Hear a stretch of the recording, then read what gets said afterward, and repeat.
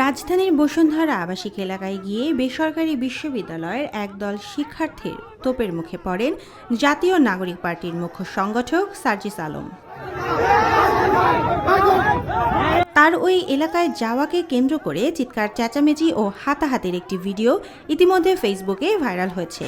ভিডিওটি পোস্ট করে কেউ কেউ দাবি করছেন সাধারণ শিক্ষার্থীরা সার্জিস আলমকে বসুন্ধরা আবাসিক এলাকায় অবাঞ্ছিত ঘোষণা করেছেন।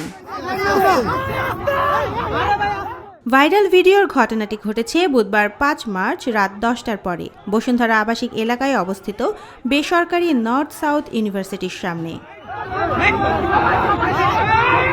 এদিকে ভিডিওটি ভাইরাল হওয়ার পর ঘটনার ব্যাখ্যা করে নিজের ভেরিফাইড ফেসবুক অ্যাকাউন্টে একটি স্ট্যাটাস দিয়েছেন সার্জিস আলম, যেখানে এ ঘটনায় শাকিল নামে ছাত্রদলের একজন নেতা জড়িত বলে দাবি করেছেন তিনি। পুরো সময়টাতে কি ঘটেছিল সেই কথা বিস্তারিত বলার পর ছাত্রদলের শাকিলের নাম উল্লেখ করে সার্জিস বলেন, ১৬ বছর ধরে ছাত্রদল টোকাই লীগের দ্বারা নির্যাতিত হওয়ার পর আজকে যদি ছাত্রদলের কেউ একইভাবে টোকাই লীগের সন্ত্রাসীদের মতো আচরণ করে তাহলে তারও পরিণতি টোকাই লীগের মতো হতে খুব বেশি দিন লাগবে না। শিক্ষা নেন, সময় থাকতে নিকট অতীত থেকে শিক্ষা নেন। ফেসবুকে বিভিন্ন অ্যাকাউন্ট থেকে ওই ঘটনার ভিডিও পোস্ট করা হচ্ছে।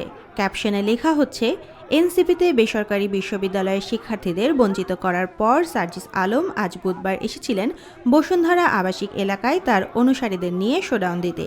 এ খবর শুনে নর্থ সাউথ ইউনিভার্সিটি, আইইউবির সাধারণ শিক্ষার্থীরা জড়ো হয়ে সার্জিসের অনুসারীদের উপর চড়াও হন। পরে সবার সম্মিলিত প্রতিরোধের মুখে সার্জিস তার গাড়িতে উঠে বসুন্ধরা এলাকা থেকে চলে যান। এ সময় সার্জিসকে বসুন্ধরা এলাকায় অবাঞ্ছিত ঘোষণা করেন সাধারণ শিক্ষার্থীরা।